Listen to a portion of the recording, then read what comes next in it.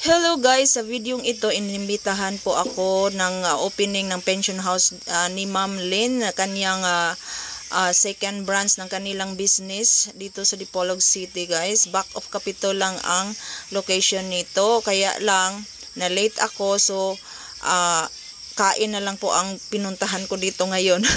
So ito po ang kanilang kabuuan ng kanilang pension house. Pakita ko po sa inyong lahat. Yan ang second floor. Ayun, tingnan ninyo ang second floor. Napakaganda guys.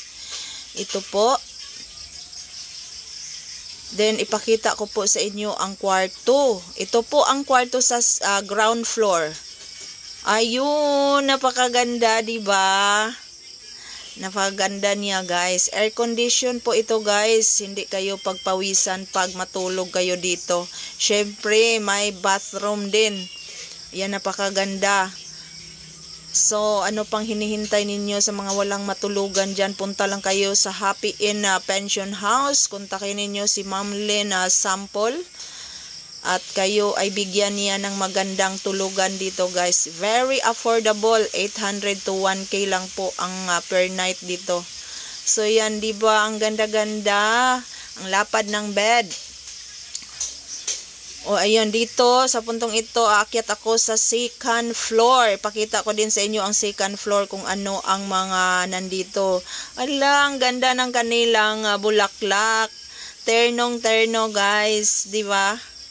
Ang tawag sa bulaklak na ito dito sa amin is happy flower ba yun? Oh, iwan ko. Ito po ang kwarto ng second floor. May television na po siya guys. And then may bathroom. Syempre may bathroom. O yun. Air condition din ito. May shower din guys. So ano pang hinihintay sa mga walang matulugan dyan? At naghanap kayo ng very affordable na kwarto, dito po kayo pumunta sa Happy Inn. Ayan, tingnan natin ang mga kwarto dito sa unahan. Ang daming kwarto dito guys. Kung group kayo na walang matulugan, dito lang kayo po pumunta. At si Ma'am Lynn na ang bahala sa inyong lahat. Oh, diba? Ang daming kwarto, 36 na kwarto po ito lahat. Ito po ang second floor. Wow! Diba? Ang ganda.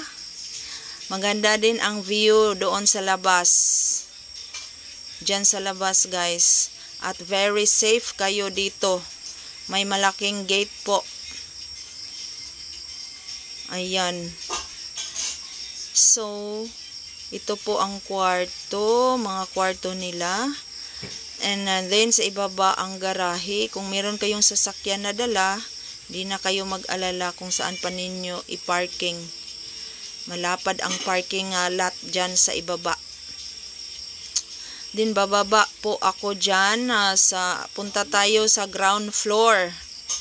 Ipakita ko sa inyo din ang view doon sa ground floor. Then merong kwarto na ipakita ko sa inyo ang tag 800 at tag 1K. Ayan ang mga foodies. Ito po ang kwarto na tag 800 pesos per night. Iyan. O, diba? Ang ganda guys. Kompleto na siya. At ito ang tag 1K. Ang lapad. Mas malaki siya sa tag 800.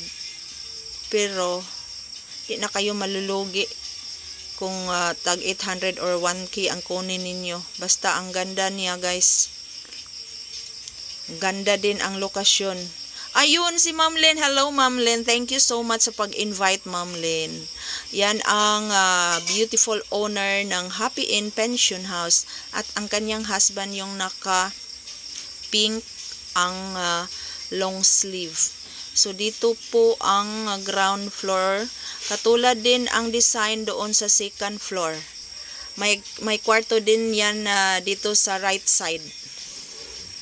Diba? Ang ganda-ganda. Yan ang mga foods. Na ready to eat na din.